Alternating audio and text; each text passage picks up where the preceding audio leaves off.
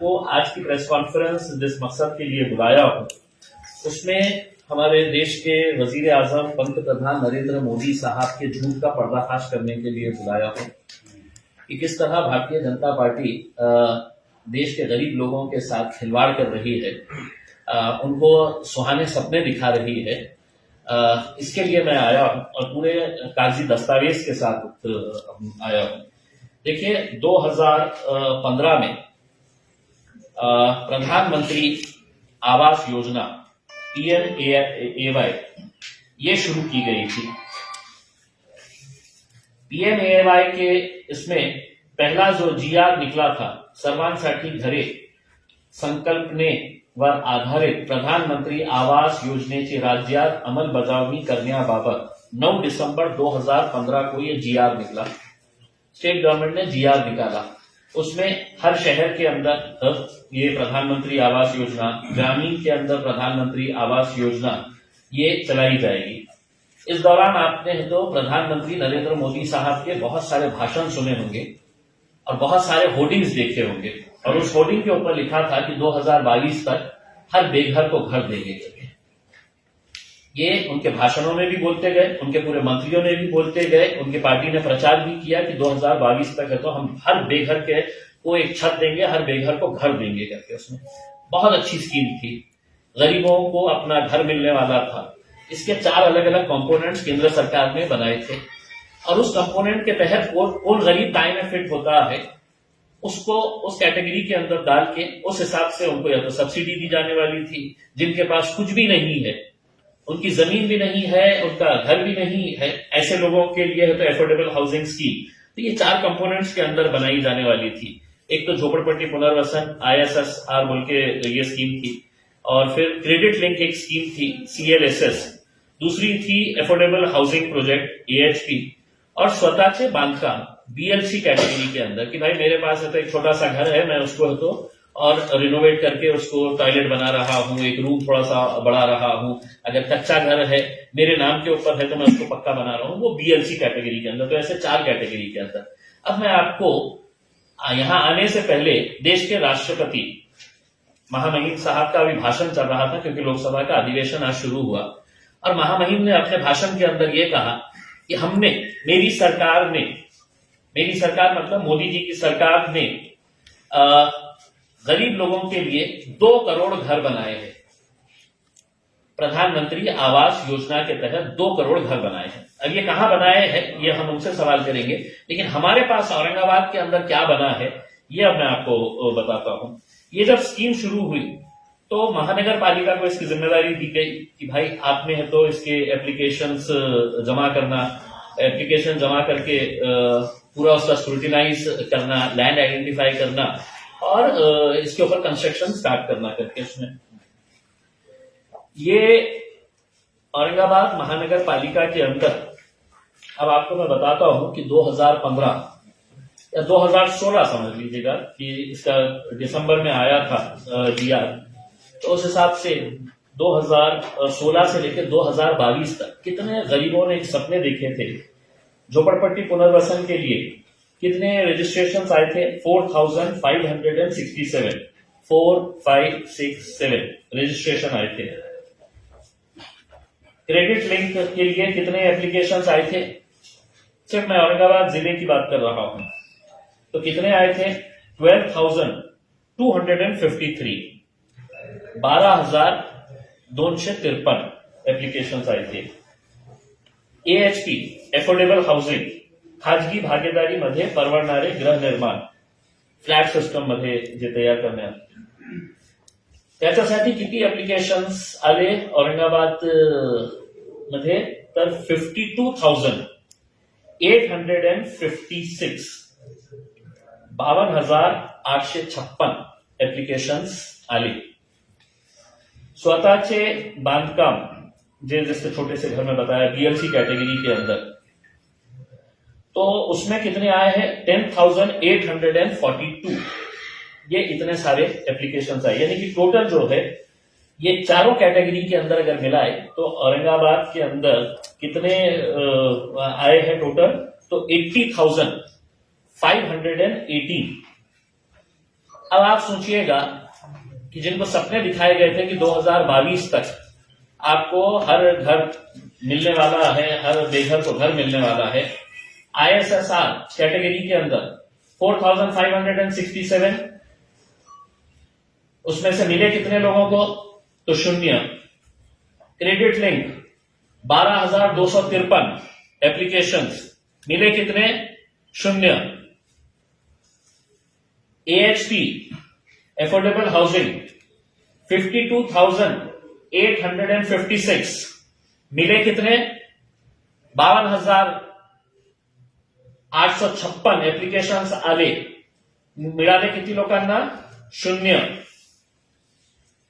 BLC हे जे category होती त्याच्यासाठी 10,842 applications आले आणि त्याच्यामध्ये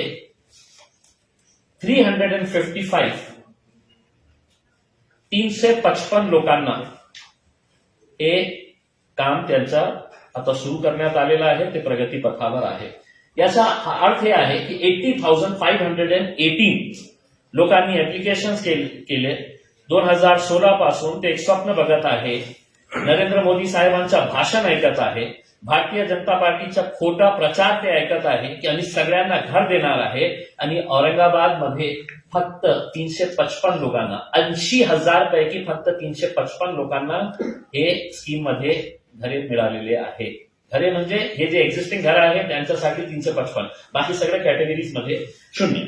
आता मी केंद्र सरकारच्या अर्बन डेव्हलपमेंट कमिटीचा एक सदस्य आहे, आणि सेंट्रल गव्हर्नमेंटची जे काही स्कीम असते त्याच्या महिन्याला 2दा किंवा 1दा, हे करोनामुळे 1दा आम्ही रिव्ह्यू घेतो की सेंट्रल गव्हर्नमेंट स्पॉन्सर्ड जे स्कीम्स आहेत त्याच्या कशा प्रोग्रेस चाललेला आहे. ते मेट्रोचं असू शकतं, ते स्मार्ट सिटीचं असू शकतं, ते प्रधानमंत्री आवास योजनाचं आहे, पाणीच्या संदर्भात आहे, हे सगळं रिव्ह्यू आम्ही करतो. मागच्या मीटिंगमध्ये सेक्रेटरी, त्यांचे जॉईंट सेक्रेटरी केंद्र सरकारचे, ते सगळ्यांनी हे अर्बन डेव्हलपमेंटचा आम्ही रिव्ह्यू घ्यायला त्यांना सांगितलं होतं. ते रिव्ह्यूसाठी बसले आणि त्यांनी आम्हाला एक प्रेझेंटेशन दिलं की आम्ही हे प्रधानमंत्री आवास योजनेसाठी किती चांगलं काम करत आहे, हे त्यांनी एक प्रेझेंटेशन आम्हाला दिले की कशा आम्ही प्रोग्रेस करत आहे, हे सगळं त्यांनी आम्हाला सांगितलं.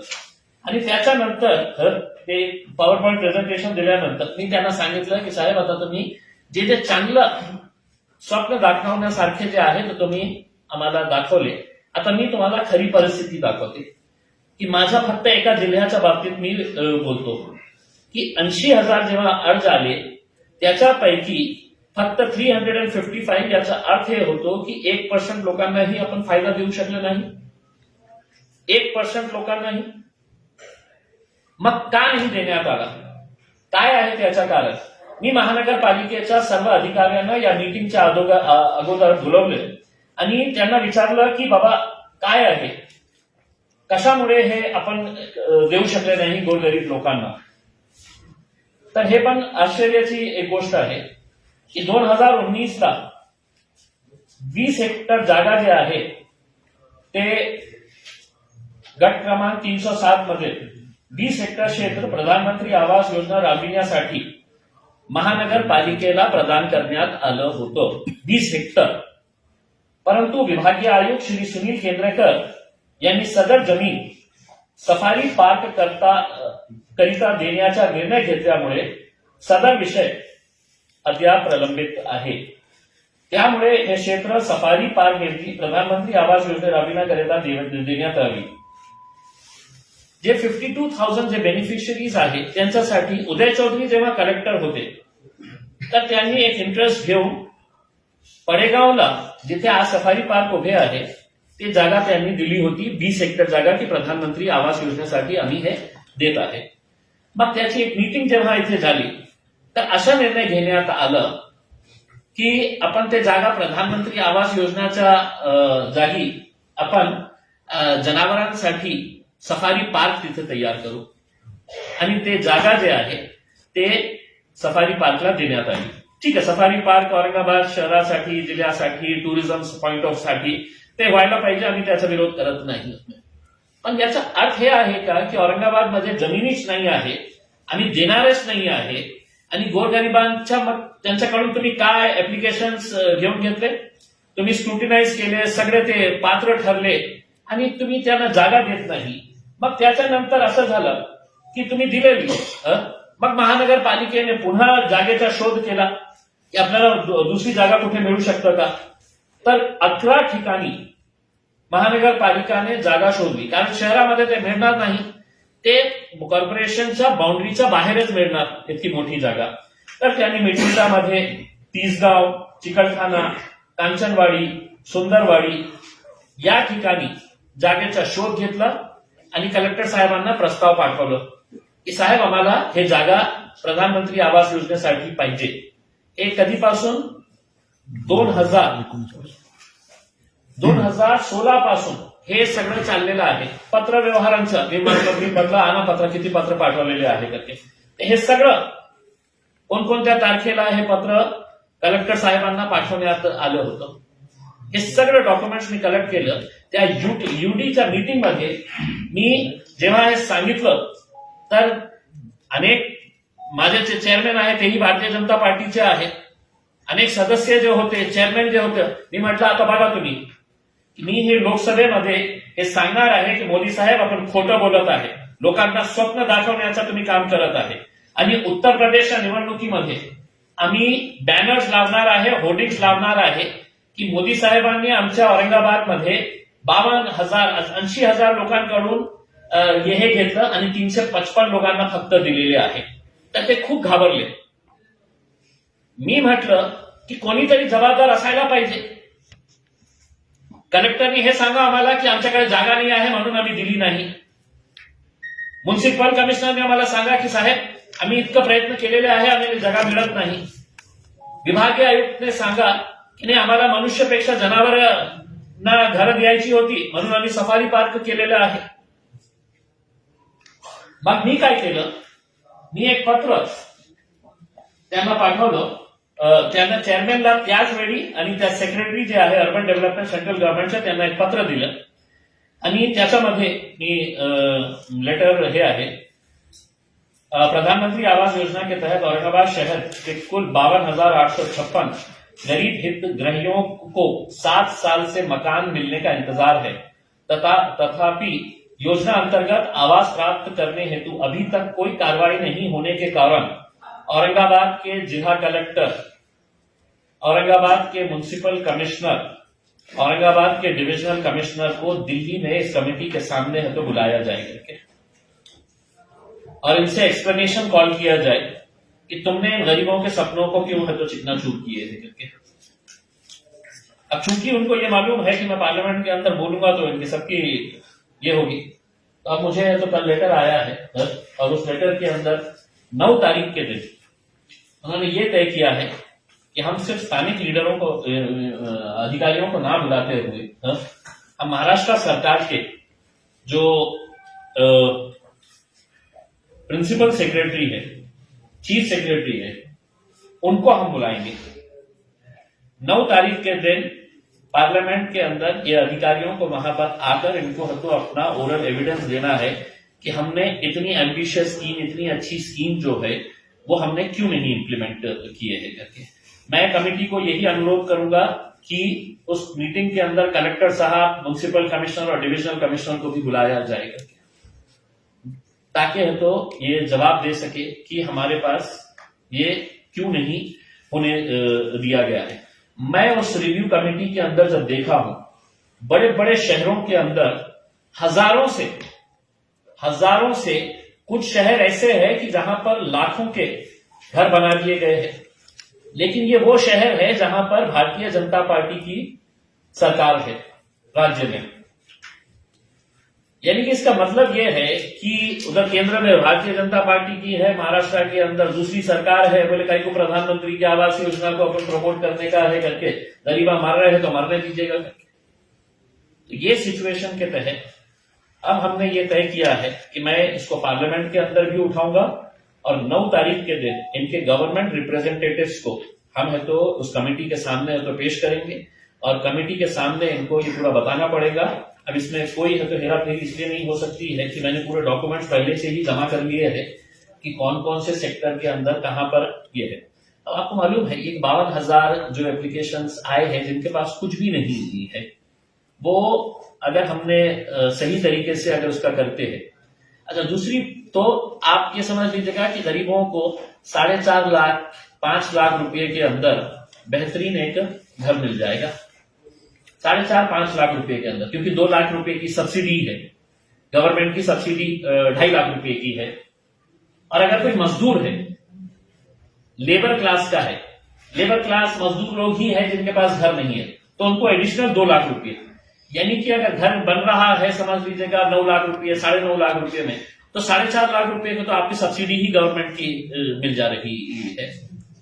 तो किसी गरीब आदमी को 4-4.5 लाख रुपए के अंदर अगर घर मिल रहा है और हजारों की तादाद के अंदर। अब आपको यह बताता हूं कि अब यह स्कीम जो है, ये प्रधानमंत्री आवास योजना मार्च 2022 के अंदर बंद हो जाने वाली है, क्योंकि मोदी जी ने सपना दिखाए और है तो खुद है तो अपने घर में सो गए हैं, लोगों को बोले हैं कि तुम लोग सपने देखते रहो, मैं घर देने वाला था करके। तब मार्च 2022 को यह स्कीम बंद होने वाली है। अब हम ये चाह रहे हैं कि अगर कलेक्टर साहब, डिविजनल कमिश्नर और म्युनिसिपल कमिश्नर आज भी अगर ये करते हैं, तो मैंने अर्बन डेवलपमेंट सेक्रेटरी को ये कहा हूं कि सर अगर मतलब किसी अधिकारियों के दोष की वजह से, किसी अधिकारियों की नाअहली की वजह से, उनके कैजुअल अप्रोच की वजह से अगर इतने सारे लोगों को अगर घर नहीं मिल रहा है और महज अब हमारे पास 2 महीने बचे हुए हैं, तो क्या ये मुमकिन हो सकता है? उन्होंने मुझे एश्योर किया है कि अगर जमीन अगर मिलती है, वो जमीन अगर मिलती है, आप उसमें पर्सनल अगर इंटरेस्ट लेते हैं, तो हम 1 महीने के अंदर है तो पूरे क्लियरेंसेस करवा के हम आपको दे देंगे 1 महीने के अंदर। यानी कि इसका मतलब यह है कि मार्च खत्म होने से पहले हम ये स्कीम को औरंगाबाद के अंदर लगा सकते हैं। और ये महानगर पालिका की जिम्मेदारी है। महानगर पालिका को इनको सिर्फ लैंड देने का है, लैंड आइडेंटिफाई हो चुका है कि कौन से उसके अंदर कहां पे कितना लैंड है करके, ये पूरा डिटेल के साथ है तो लैंड का है तो ये दिया गया है कि कहां पे 20 हेक्टर है, कहां पे 10 हेक्टर है, कहां पे हम अगर समझ लीजिएगा 52,000 के लिए अगर नहीं हो रहा है, इमीडिएटली अगर समझ लीजिएगा हमारे को 2-4 जगह के ऊपर भी अगर जगह मिलती है, तो उसको लकी ड्रॉ के जरिए है तो उठाइएगा, क्योंकि सारे बेनिफिशियरीज है जिनको पहले है तो लकी ड्रॉ के अंदर हो जाता है, तो कम से कम 20, 25, 30 हजार घर तो हम वैसे ही बना के दे सकते थे करके। तो हमारा ये कहना है कि महामहिम राष्ट्रपति है तो ये बोल रहे हैं कि मैंने 2 करोड़ घर बनाया है करके उसमें, और मेरे पास मेरे उसमें 80,000 के अंदर से 350 लोगों को आपने दिए हैं। तो मैं महामहिम राष्ट्रपति साहब से पूछने वाला हूं, कहीं ये आंकड़ा आपने एप्लीकेशंस कितने आए हैं उस हिसाब से तो नहीं बताए हैं, क्योंकि हमारे पास तो 80,000 मांग रहे हैं, आपने दिए 350 लोगों को। तो ये भी है, तो इसके बारे में है तो हम नेक्स्ट मीटिंग के अंदर ये करेंगे।